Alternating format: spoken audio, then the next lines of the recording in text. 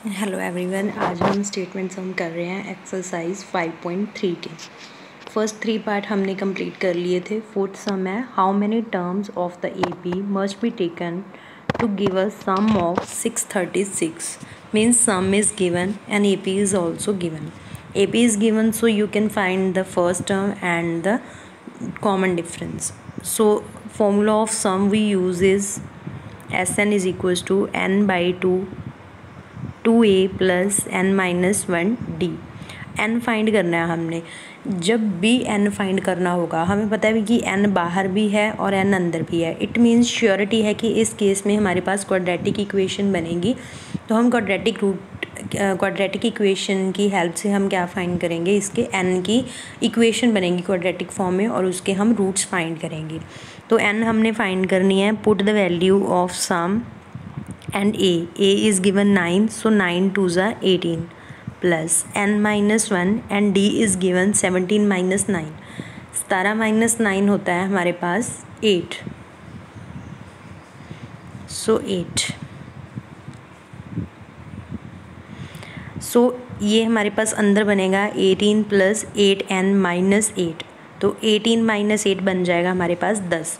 और दोनों में से अगर हम 2 कॉमन लें तो अंदर बनेगा 4n प्लस 5, बिकॉज़ ये था 8n, 2 कॉमन ले लिया तो अंदर बचा 4n, और ये था हमारे पास 10, 2 कॉमन ले लिया अंदर बचा 5, और बाहर है हमारे पास n बाई 2, 2 कैंसिल हो जाएगा और इज इक्वल्स टू 636।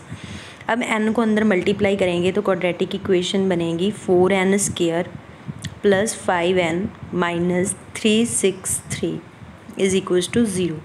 ये क्वाड्रेटिक इक्वेशन है, डिस्क्रिमिनेंट की हेल्प से फाइंड कर लो, चाहे रूट्स फैक्टर्स बना लो।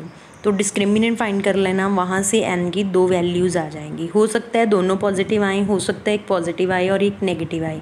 और हमें पता है n क्या होता है, काउंटिंग नंबर होता है। n काउंटिंग नंबर है तो n हमेशा नेचुरल नंबर आएगा। सो n ना तो फ्रैक्शन होगा, ना ही डेसिमल होगा, ना ही नेगेटिव होगा। सो n की आप वैल्यू यहाँ से फाइंड कर लो। Next question is 5th. First term of an AP is 5 and last term of the AP is 45. So A is given 5 and the last term is given 45. So अगर हमारे पास last term given है तो हमें D की ज़रूरत नहीं पड़ेगी, क्योंकि हम सम वाला कौन सा सेकेंड फॉर्मूला यूज़ करेंगे, n बाई 2 ब्रैकेट में होता है A plus last term. Some is given and find the number of terms and also common difference. Common difference भी फाइंड करना है, नंबर ऑफ टर्म्स भी फाइंड करने हैं। इट मीन्स हमारे पास अगर हम ये वाला फॉर्मूला यूज़ कर रहे हैं n by 2 2a plus n minus 1d, ये क्यों नहीं यूज़ कर सकते? इसमें d भी फाइंड करना पड़ेगा और n भी है नहीं, तो 2 वेरिएबल्स, एक इक्वेशन से हम 2 वेरिएबल्स फाइंड नहीं कर सकते। अगर हमने एक वेरिएबल फाइंड करना है तो पक्का इक्वेशन भी एक दी होगी। अगर 2 वेरिएबल फाइंड करने हैं तो इक्वेशंस भी कितनी होंगी, 2 होगी। जितनी इक्वेशंस होंगी उतने ही वेरिएबल्स हम क्या कर सकते हैं, फाइंड कर सकते हैं। तो पहले हम फॉर्मूला यूज़ करेंगे Sn is equals to n by 2 a plus l। So sum is given 400 and n we have to find and a is given 5 plus 45, 5 plus 45 हो गया 50, और ये बन गया 400 is equals to n by 2 multiply 50। Zero के साथ zero काट दो, 5 1 ज़ा 5 एंड 5 8 ज़ा 45 एंड 2 दूसरी साइड जाके मल्टीप्लाई हो जाएगा और n आ गया 16। अब एक तो मेथड है कि आप यहाँ पर 16 की वैल्यू पुट कर दो, सम की वैल्यू पुट कर दो, a की वैल्यू पुट कर दो, d फाइंड कर लो। लेकिन इससे भी ईजीएस्ट मेथड है कि हम क्या फाइंड करेंगे, हम an की हेल्प से d फाइंड करेंगे। an का फॉर्मूला क्या होता है,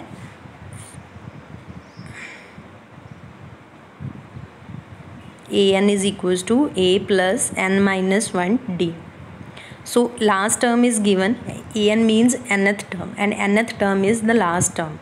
45 is equals to 5 plus n minus 1, n हो गया हमारा 8 multiply 2 is 16, so n minus 1 होगा 15d।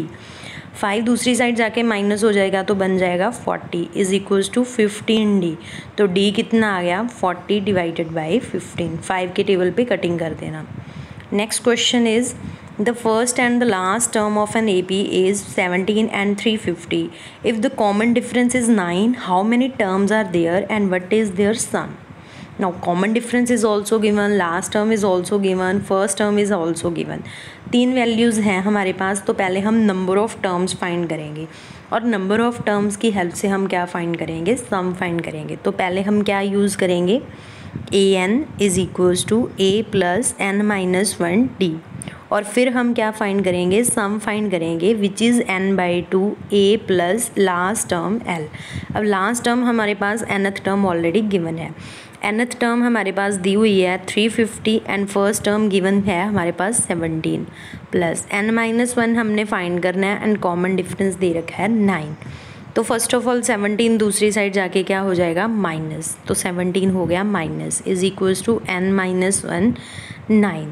350 माइनस 17 हो गया हमारे पास 333 डिवाइडेड बाय ये 9 इस साइड आके डिवाइड हो जाएगा इक्वल्स टू 9 माइनस 1। ये हो गया 3 के टेबल पे डिवाइड 111 और ये 9 3 3 ज़ा 9 और अगेन 3 के टेबल पे डिवाइड करेंगे तो 3 3 ज़ा 9 और ये 7 पे जाएगा 21। तो n की वैल्यू आ गई 37 प्लस 1 इज इक्वल्स टू 38। यहाँ गया 38, तो n की वैल्यू यहाँ पे पुट कर दो 38 divided by 2 and first term is 17 plus last term is 350 और ये कटिंग कर दो तो ये बन गया 19 और ये प्लस करके जितना आंसर आ गया उसको 19 के साथ कर देना मल्टीप्लाई, वो क्या आ जाएगा हमारे पास, सम आ जाएगा। Next sum is find the sum of first 22 terms of an AP in which D is given and 22nd term. एक तो मेथड है कि आप इसको A प्लस 21D लिख लो, A plus 21D is equals to 49, D की value put कर दो और A फाइंड कर दो। और 22nd टर्म और हमने सम भी कितनी टर्म्स का फाइंड करना है, 22 टर्म्स का फाइंड करना है, यानी कि 22 divided by 2 first term plus last term हम लगाएंगे। फर्स्ट टर्म हमने यहाँ से फाइंड कर लेनी है और लास्ट टर्म हमारे पास 22nd term is the last term ही है और वो हम पुट कर देंगे वैल्यूज़, अदरवाइज़ हम an फाइंड कर लेंगे। वैसे an यही आएगी 22nd term. So a plus 21 multiply 7, d की वैल्यू पुट कर दी मैंने 7 is equals to 149। So a plus ये 21 है तो 21 इंटू 7 यहाँ पे 21 है, 21 इंटू 7 आएगा 147 और 149 माइनस 147 a की वैल्यू आ जाएगी हमारे पास 2 और यहाँ पे हम 2 पुट कर देंगे 149 और ये 2 के साथ कटिंग करेंगे तो आ जाएगा 11 और ये बन जाएगा 151 मल्टीप्लाई 11, आंसर आ जाएगा। Next sum is find the sum of first 51 terms. So n is given 51 whose second and third term of an AP। Second term होती है हमारे पास a प्लस d which is given 14 and third term a plus 2d is given 18। So firstly eliminate method, eliminate कर दो a को और minus d is equals to कितना आ जाएगा, -4 और d आ जाएगा हमारे पास 4। d 4 आ गया, इस यहाँ पे वैल्यू पुट कर दो तो a कितनी आएगी 14 माइनस d, d है हमारे पास 4, a की वैल्यू आ गई 10। सम फाइंड करना है हमने 51 टर्म्स का, तो 51 बाई 2 2a आ जाएगा 20 प्लस n-1 आएगा 50 multiply d is 4। So 50 multiply 4 200 and 200 plus 20 बनेगा 220 मल्टीप्लाई 51 बाई 2 और ये कटिंग कर देंगे तो 110 और 51 के साथ मल्टीप्लाई कर दोगे तो वो क्या आ जाएगा हमारे पास, sum of 51 terms. Next question is if sum of first 7 term of an AP is 49 and that of 17 term is 289, find the sum of first n term. Most important question है ये। सम ऑफ 7 टर्म्स गिवन है 49 and some of 17 terms है 289, तो सम का formula लगाएंगे। अब हमारे पास कुछ भी नहीं गिवन, लास्ट टर्म तो गिवन ही नहीं है, तो लास्ट टर्म वाला फॉर्मूला तो हम यूज़ ही नहीं करेंगे, तो हम लगाएंगे 7/2 2a प्लस 7 माइनस 1 बनेगा 6d इज इक्वल्स टू 49। ये 2 दूसरी साइड जाके मल्टीप्लाई हो जाएगा और 7 डिवाइड हो जाएगा, तो मैं यहीं पे डिवाइड कर देती हूँ और ये बनेगा 2a plus 6d is equals to 14। यहाँ पे भी 2 कॉमन है और यहाँ पे भी 2 मल्टीपल है, तो 2 को डिवाइड कर दो दोनों साइड, तो a + 3d is equals to 7। ये बन गया हमारे पास एक इक्वेशन। और यहाँ पे आएगा हमारे पास 17/2 2a प्लस 17 - 1 हो गया 16d इज इक्वल्स टू 289। तो 17 का स्क्वायर होता है 289, तो ये 17 उस साइड जाके डिवाइड हो जाएगा तो 17 ही आएगा। और यहाँ पे 2 कॉमन है, तो वो 2 इस 2 के साथ डिवाइड हो जाएगा और यहाँ पे बचेगा a + 8d is equals to 17। तो 2 इक्वेशंस बन गई हैं, a + 3d is equals to 7 and a + 8d is equals to 17। Eliminate कर दो a, यहाँ आ जाएगा -10 और यहाँ आ जाएगा -5d, तो माइनस माइनस कैंसिल और d आ जाएगा 10/5 इज़ 2। तो d की वैल्यू आ गई हमारे पास 2। d की वैल्यू इस इक्वेशन में पुट कर दो, 3 × 2 = 6 बनेगा और 7 - 6 a की वैल्यू आ जाएगी 1। तो हमारे पास a की वैल्यू आ गई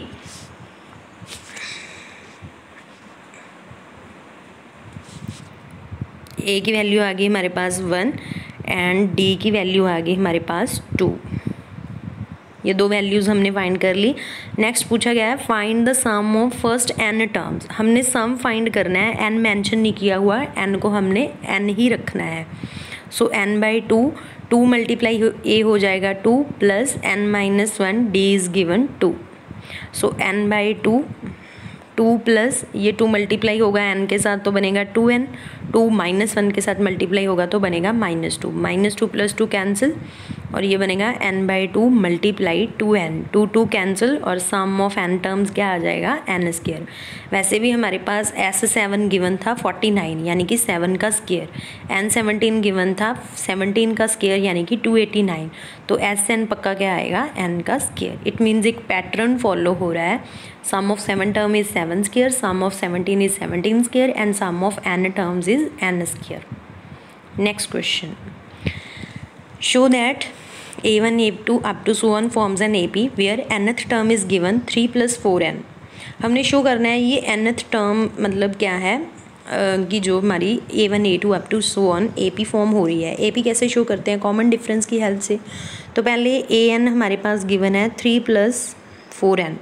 a1 फाइंड कर लो, a1 कितना आ गया 4 + 3 7, a2 कितना आ गया 4 × 2 = 8, 8 + 3 कितना आएगा 11, a3 कितना आएगा 4 × 3 = 12, 12 + 3 इज़ 15, a4 कितना आएगा 4 × 4 = 16, 16 + 3 इज़ 19। इट मीन्स AP बन गई 7 11 15 19 up to so on. AP कैसे फाइंड करते हैं, इन दोनों का डिफरेंस सेम आना चाहिए। 11 - 7 कितना होता है 4, 15 - 11 कितना होता है 4, 19 - 15 कितना होता है 4। तो yes it forms an AP and having nth term is 3 + 4n। Now you have to find the sum of first 15 terms. हमने सम फाइंड करना है। अब हमारे पास nth टर्म कितनी दी हुई है 3 + 4n, तो हम इसे ही यूज़ करेंगे। सो